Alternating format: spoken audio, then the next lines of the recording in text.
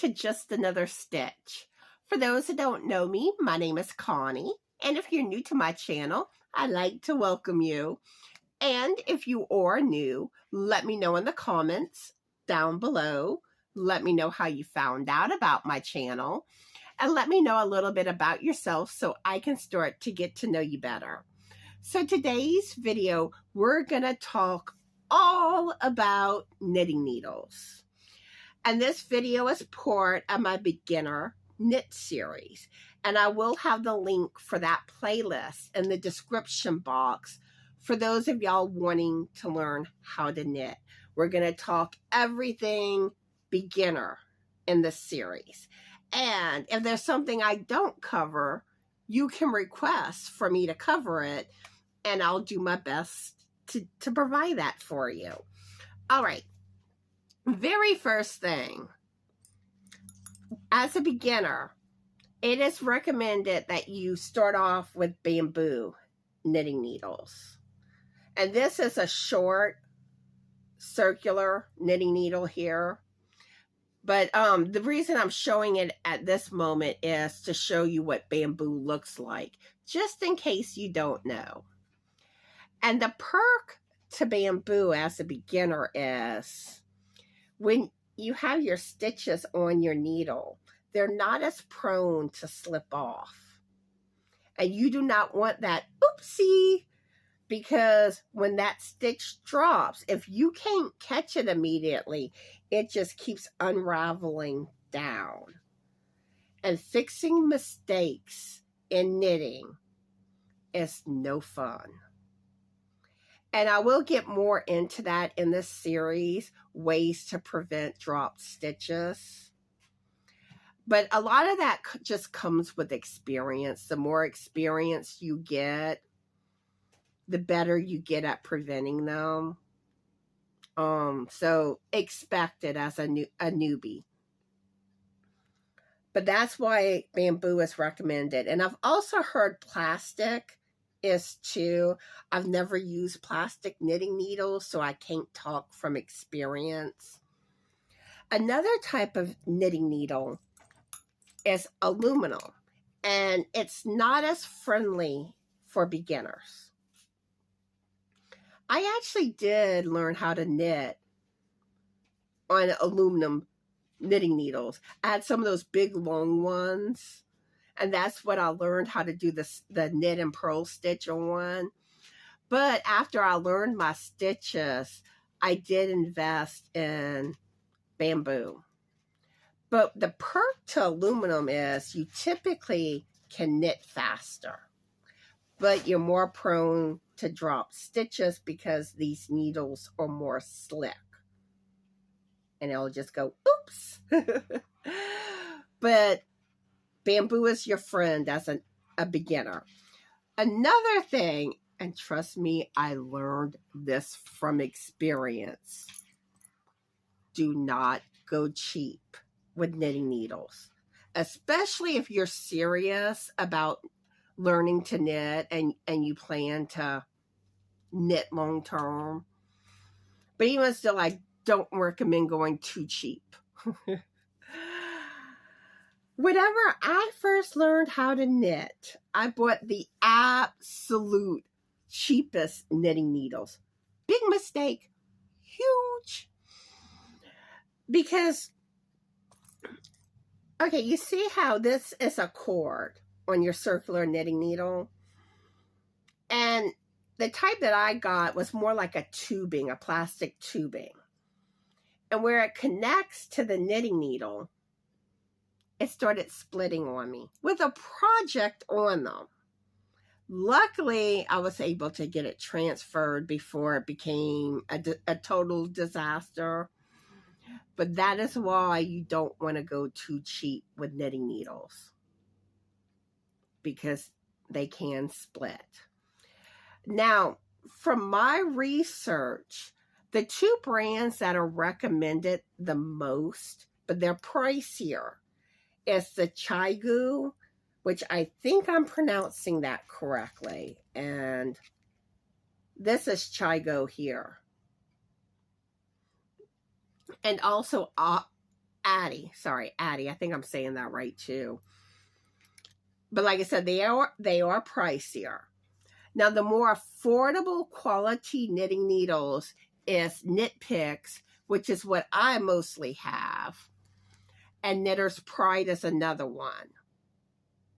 Now, if y'all know of other knitting needles that maybe you're not quite as much of a beginner, or you know someone that knits and they highly recommend a needle that I didn't mention, please let me know in the comments.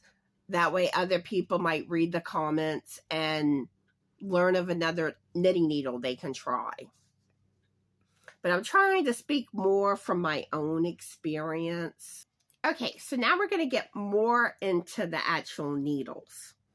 All right, this is long needles. And you have your cord. These are circulars. Anything with a cord is circular. Pretty much everything in knitting you can do on a circular knitting needle. The thing is, it's what size cord you need that you need to know about. Your longer cord like this is usually better for blankets, shawls, because I'll show you the shawl I'm working on here. This is done on a circular knitting needle because you have so many stitches that you need something to hold your stitches. And you see, there's that cord. Because like these knitting needles, these are double pointed needles here. They can't hold all those stitches. These type of needles are better for small projects like scarves, headbands, dishcloths. And you'll also use these when it comes to doing decreases on beanies. This is what I usually use. But when you do decreases on a beanie with double pointed needles, you need 5. That's my preferred method of doing decreases on beanies. This is a set that I got from Amazon. I have a bunch of, see? These, they do the job, but they're not the best. It's a no-name brand. One of these days, I want to invest in some Knit Picks double-pointed needles, because I do find they're a lot better quality than these. That's why I said quality matters in knitting. So double-pointed, or you can get the ones with the little like piece at the end of the needles. You can use that for smaller projects. If you're doing bigger projects, you're going to need a longer cord. And I'm about to get more into the cords with y'all. If you're making a beanie where you're knitting in the round, you're going to need circular. Socks. Well, there's different ways to do socks. My preferred method is with a short circular. And this is my circular for socks. This is a 9-inch. That's my preferred method. Although you can do them on double pointed needles. And there's specific double pointed needles called sock needles. And the only real difference is they're little bitty. Like they're thin. Because typically with socks, you're using a lightweight yarn. But that's usually the difference of when you use circulars and double pointed. And double pointed, like flat knitting, is usually where you're more prone to use double pointed needles. another thing too, this one is a really long cord that I have here. This one, I do the magic loop method with this cord with socks. You can also do the magic loop method with beanies. You can do like just the decreases, or you can actually also too make a whole beanie with the magic loop method. But with socks, it's usually the toe decreases that I use the magic loop method. And like I said, it's just a long cord. Okay, so let's get more into the cords. Now, I personally, when it comes to doing hats, I prefer a short cord. And this is more meant for baby hats, but I prefer it for adult hats. See, like this, I use this to make hats. I find if the cord's too long when I make hats, it's hard to get that movement with your stitches, and you're always having to push your stitches over. For that reason, I prefer a shorter cord. But typically baby hats are done with a 9-inch cord. Also, if you're working on sleeves, socks, mittens, that's usually 9-inch. 16-inch cords are usually for small projects and knitting in the round. And I think that's where they tend to recommend for adult hats, the 16-inch cord. But I don't know, I just find it's too long for me. And some of this is your own personal preference. A 24-inch cord is used for most projects. Like it's good for sweaters. Then 29-inch is more for medium-sized projects like baby blankets, cardigans. Then they say 36-inch is more for your heavier, large projects like shawls. And then you have cords that are like 40 inches and up. And you could do stuff like knitting socks and sleeves two at a time. And it might even be better for like ponchos too, because ponchos have more stitches. You just kind of have to use your judgment on that. And once you start knitting more, you'll get a better feel for what cord works for you with which projects. That's my advice, at least on that. And another thing I want to point out, these are these are interchangeable needles, which I highly recommend interchangeable knitting needles. I love them. Love, love, love them. And this is a short one. I use shorts for beanies. So I really recommend, like, for me, I find I need the long and the short. But what's lovely about the interchangeable needles, let me find my little thingies. I'm going to demonstrate for y'all.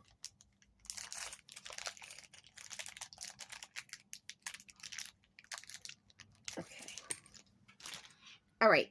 You have this little like screwdriver thingy that comes with the interchangeable needles. And there's a hole. Hopefully you can see the hole. It's like right in here. And what you do is you put this thing through. If I can get it to go through. See how I have it? And you just hold it and then you unscrew the needle and it comes off. And if you want to put a needle on, all you got to do, again, this has to go in here, like I showed you before. And you just screw it back on, screw the needle on, or in my case, back on. That's what I love about interchangeables. And it comes with all these different size needles. Another thing that I want to show y'all with the interchangeables. This is an end cap. End caps are your friend. But say you need your needles for another project you're working on. You take your needle off like I just demonstrated, and you can put this on like this. And those stitches are not going to come off. And technically you can do it too every time you set your project down. I don't usually do it like that. Whenever I set a project down, I usually just use the end caps like this. But that is one thing that you can do, is use the one like this. And I'll show you my set in just a second.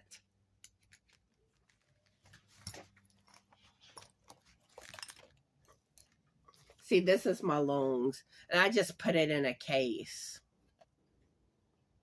That's the longs. And you see, it also comes with the cord, some cords.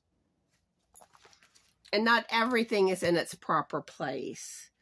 And these are the shorts. So I think that pretty much covers it when it comes to knitting needles.